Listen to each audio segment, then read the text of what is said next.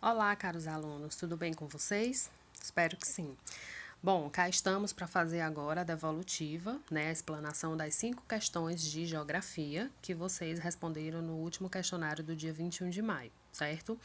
Então, assim, gente, eu trouxe o mesmo tema, urbanização no Brasil, por 2 motivos, né? Como eu já expliquei nas devolutivas anteriores, o primeiro é o fato de ser um tema muito amplo, né? Urbanização, de uma forma geral, já é um tema muito amplo. Em se tratando de urbanização brasileira, é também um campo muito vasto, onde a gente tem muita coisa para explorar, para esmiuçar, tá? E o segundo ponto é o fato de ser um tema muito recorrente no Enem. Embora a gente não saiba como é que vai ser o certame, mas de toda forma, ele até o momento, né, vai acontecer. E urbanização é um tema muito recorrente, tanto urbanização geral quanto urbanização do Brasil. E aí eu trouxe para vocês esse resumo, trouxe um mapa conceitual. Uma dica, gente, usem mapas conceituais. Vocês podem fazer ou vocês podem pegar de só, tem muitos deles dentro de vários assuntos, não só na geografia, como nas outras disciplinas também, tá? Para que vocês façam uso e assimilem melhor o conteúdo que está sendo trabalhado, tá? E ainda, como complemento, eu trouxe uma videoaula para que vocês tenham como base, tá, a resolução das 5 questões. Bom, a primeira questão, eu trouxe aqui uma questãozinha do Enem, que ele vai falar sobre o processo de metropolização, né? Como é que formou-se a própria expansão do território brasileiro. No caso, ele está usando o exemplo da região centro-oeste. Ele está dizendo que a região centro-oeste, o que seria a região centro-oeste? É o que a gente entende quando tem, que faz parte dos estados de Goiás, de Mato Grosso do Sul, é o que vai compor o próprio Tocantins, é o que vai compor o que a gente entende como região centro-oeste do Brasil, tá? Ele está dizendo que vem passando por por fenômenos de urbanização, onde era, ele usa até o termo virgem, ó, onde era totalmente desocupado, tá? E aí, com o passar do tempo, esses espaços foram sendo urbanizados. E aí ele pergunta, ele traz aqui 5 itens para você julgar quais deles são responsáveis por esse novo fenômeno urbano, essa nova infraestrutura, consequentemente a oferta de serviços e uma modificação da economia, tá? Então o item que vai me responder, gente, é o item C, que é a fronteira agropecuária que degradou parte do cerrado. O que é a expansão, o que é a fronteira agropecuária, né? O que a gente entende dos rebanhos, é o que a gente entende das lavouras, sobretudo da soja, que devastou o que a gente tem dentro do bioma cerrado para dar espaço a esses rebanhos, a essas lavouras. E, consequentemente, trouxe gente para esse lado. Se a gente considerar o processo de urbanização do território brasileiro, ele é ocupado totalmente no litoral, né? E do litoral ele veio, né, passando por várias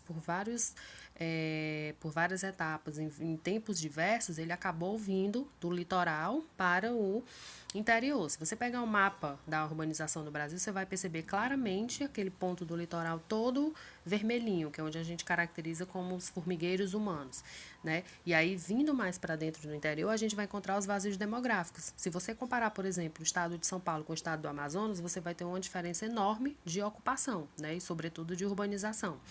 Afinal de contas, a população relativa, a população absoluta, ela vai estar muito relacionada ao processo de urbanização de um determinado lugar, tá bom? Então, o item C vai responder a minha primeira questão. A segunda, ele fala exatamente sobre isso que eu estou colocando, ó.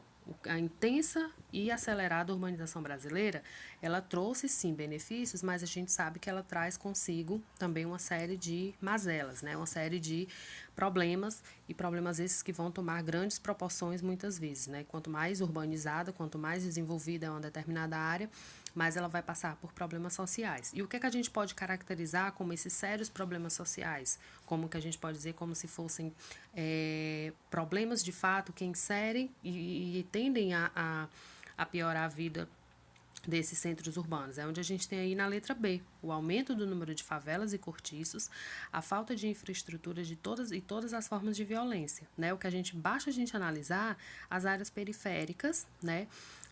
da cidade de Fortaleza, né? Onde é que a gente vai ter a maior concentração do número de favelas, o número de comunidades.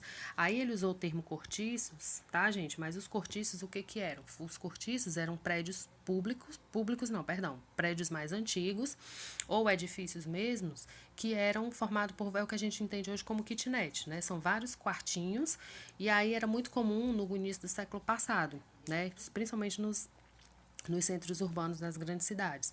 Então, houve um período, no Rio de Janeiro, inclusive, foi feita uma varredura, uma limpeza do espaço para que essas pessoas saíssem dessas áreas mais centrais, que eram áreas mais valorizadas, e fossem para outras áreas que não eram habitadas, né?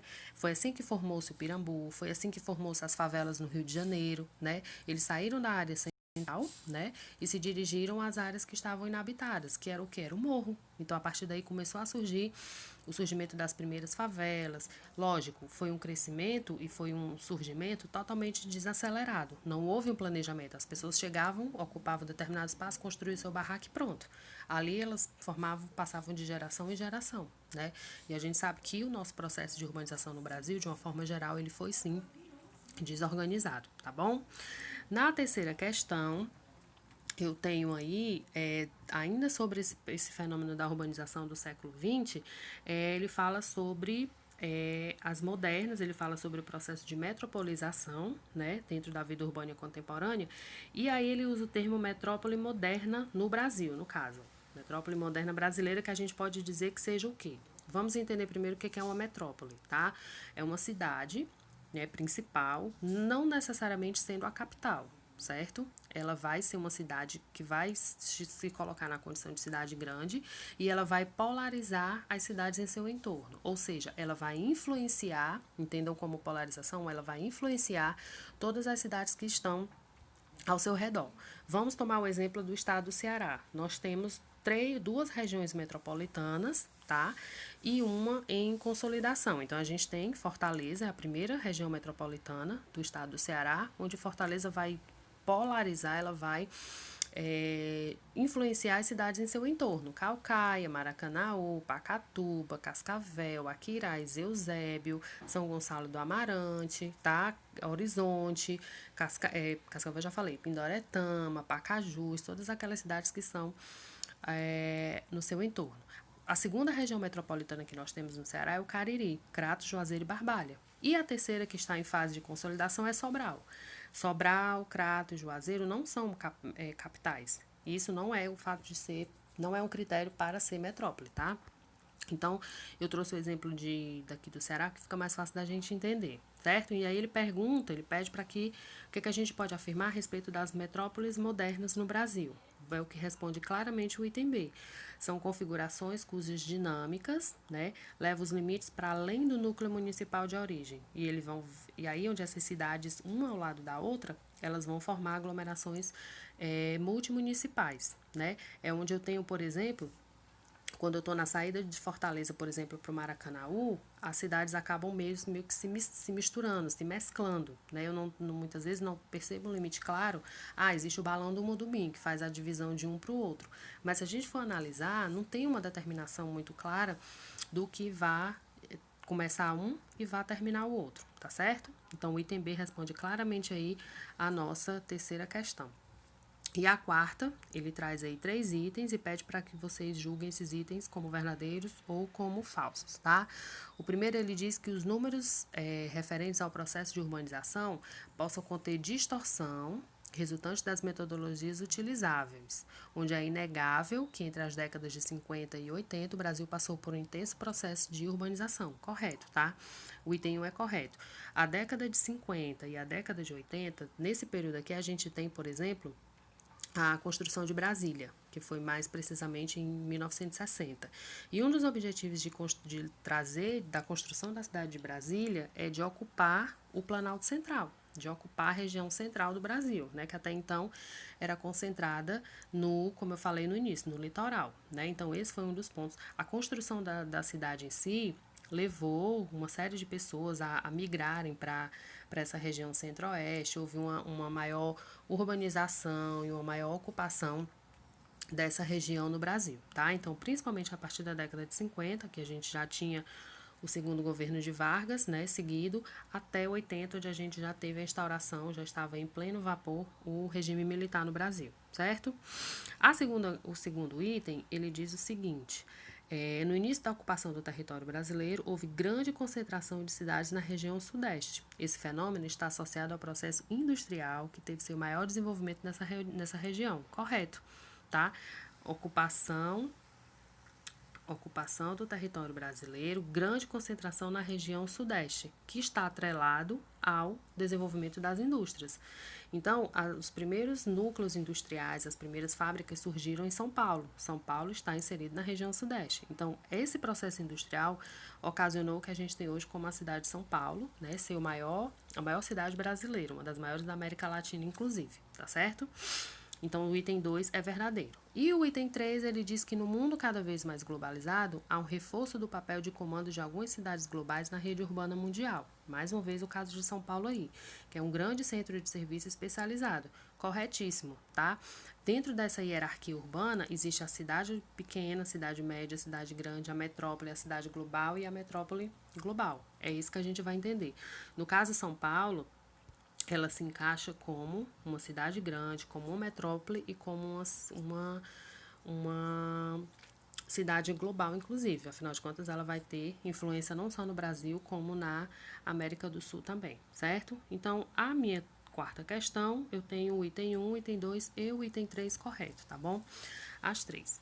E, por fim, nós temos aqui uma ilustração, né? Ó, vejam que tem um senhor, e aí ele chega, bate no barraco.